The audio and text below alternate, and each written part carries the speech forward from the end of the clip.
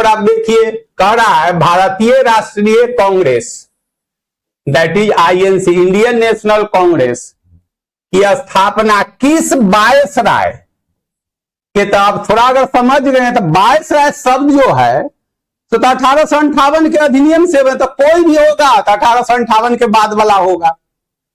तो किसके काल में? तो डलहौजी का जो काल है 1848 से 56 है, 1848 से 56 है। और कांग्रेस के स्थापना आप इतना सब लोग तो कोई भी जान देते हैं, छोटा बड़ा तो जानते हैं जो 1885 में इसकी स्थापना हुई है।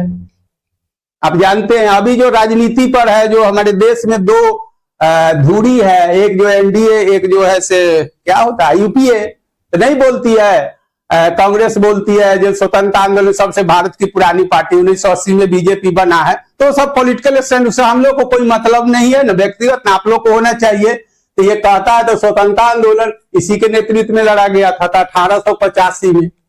ये लॉर्ड डलहौजी का काल ये है, तो इसके काल में तो होगा नहीं, हम लिख दिए आपको ज्ञान के लिए। ये लॉर्ड डलहौजी जो है सिर्फ व्यक्तिगत नीति के लिए डॉक्ट्राइन ऑफ लॉस के जाना जाता है। इसी काल में जो है रेल चलाया गया मुंबई से थाने, तो सब आप जानते हैं, तो इस पर चर्चा करेंगे। ये लॉर्ड इरविन जो है से इसका काल है 1926 से 31। तो इससे आप क्या सीखेंगे? लॉर्ड इरविन के इसका काल लिख दिए हैं तो 1931 में है, तो इसी के काल में गांधी इरविन पैक्ट हुआ है 5 मार्च 1931 को।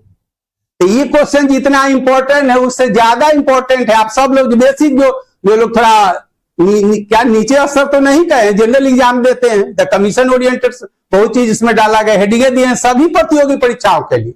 आप जिस लेवल का देते हैं उतने पढ़िए, वैसा ही क्वेश्चन बनाइए। तो गांधी इरविन समझौता 5 मार्च 1931 को हुआ था, डेट भी पूछता है, तो आप अगर जनरल एग्जाम देते हैं तो आपको उतना नहीं है। गांधी इरविन समझौता के तहत ही कांग्रेस दूसरे गोलमेज सम्मेलन में भाग लिया। लंदन में 3 गो राउंड टेबल कॉन्फ्रेंस गोलमेज सम्मेलन आप सब लोग जानते हैं। बार बार क्वेश्चन आता है जो कांग्रेस जो है से अपना प्रतिनिधि कांग्रेस के प्रतिनिधि गांधी गए थे, घिसा पीटा क्वेश्चन है जो कांग्रेस जो है कौन गोलमेज सम्मेलन में भाग लिया था? तो द्वितीय गोलमेज सम्मेलन 3 गो 1930 प्रथम, 31 द्वितीय और 32 तृतीय, सब कुछ हम बोल रहे हैं। तो किस आधार पर एक गांधी इरविन लॉर्ड इरविन जो यहां का था क्या वायसराय था, तो गांधी इरविन समझौता जो कहता है 5 मार्च 1931 को हुआ था, याद रख लीजिएगा 5 मार्च 1931 गांधी इरविन समझौता के तहत ही कांग्रेस गोलमेज सम्मेलन में भाग लेने के लिए एग्री हुआ था। फिर कहता है कि कौन ऐसा भारत का लीडर था राष्ट्रीय स्तर से तीनों गोलमेज में सम्मेलन में था? अम्बेडकर। सबका आपका क्वेश्चन है बोल रहे हैं, आपका काम इतने से हो जाएगा। तो द्वितीय गोलमेज सम्मेलन में एक कांग्रेस भाग लिया था और कांग्रेस के प्रतिनिधि के रूप में गांधी वहां गए थे। लेकिन फिर जब वहां कोई बात नहीं बने आता, फिर यहां जो आता है सिविल डिसोबियडेंस, जिसको सबने अवज्ञा आंदोलन कहता है, फिर शुरू कर देते हैं।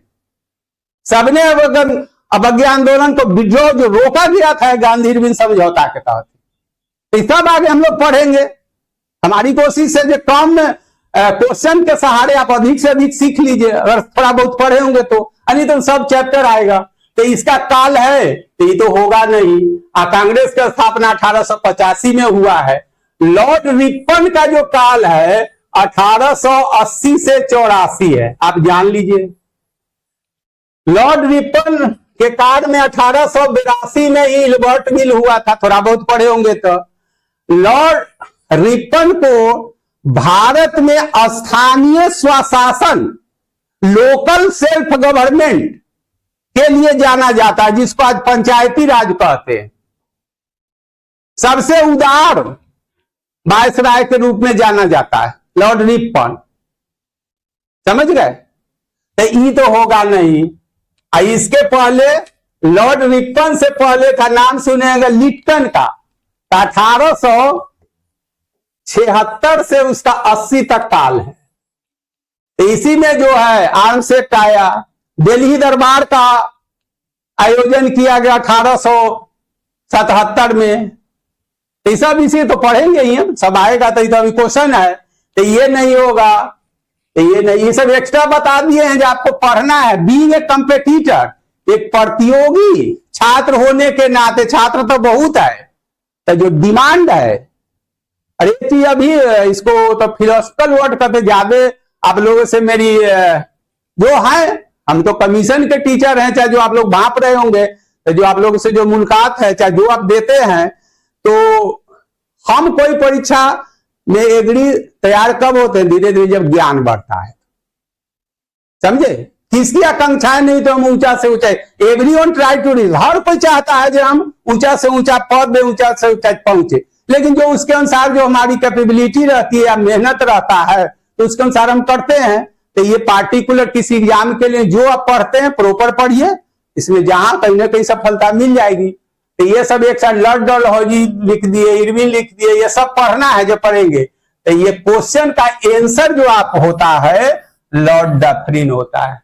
इसका जो काल है 1884 से 88 है, तो इसी में आएगा आपका ये 1850। सारा कुछ कर दिए हैं, आंसर तो आपका ये हो गया। ये भी आपको पढ़ना है, ये भी पढ़ना है, ये भी पढ़ना है। आई होप समझ गए होंगे। आके देखते हैं क्वेश्चन।